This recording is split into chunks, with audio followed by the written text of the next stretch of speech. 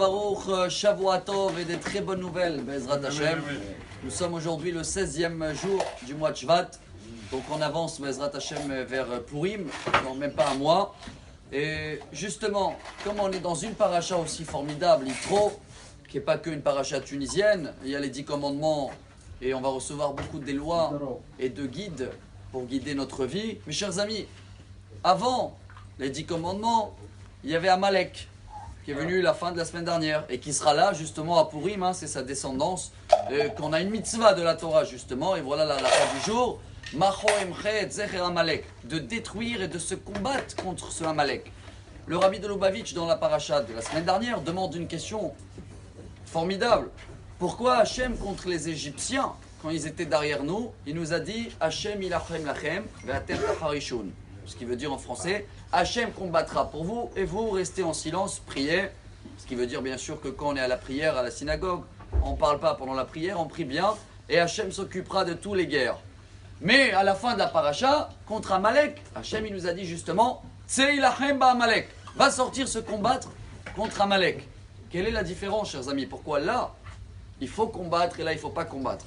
La réponse du rabbi, et c'est un message pour notre vie, et la halakha du jour aujourd'hui, c'est que quand il y a des guerres, chers amis, qui veulent détruire nous parce qu'ils ne nous aiment pas ou parce qu'on a fait du mal ou quoi que ce soit, on n'est pas un peuple qui cherche des guerres. Tout ce qui est des guerres physiques, Hachem se combattra pour nous comme il a fait toujours. Mais tout ce qui est des guerres contre la Torah, c'est ce qui va venir, ce Amalek, ne mettre de doute.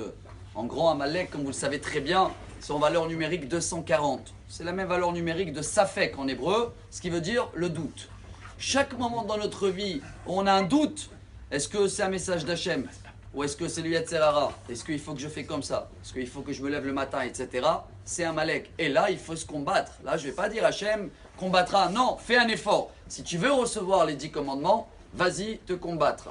Ce qui veut dire, si on va l'appliquer pour nous aujourd'hui, chers amis, il est où le Amalek spirituel qu'il existe? Et je pense que chacun de nous, il a. Une des exemples, je vais dire, c'est le portable.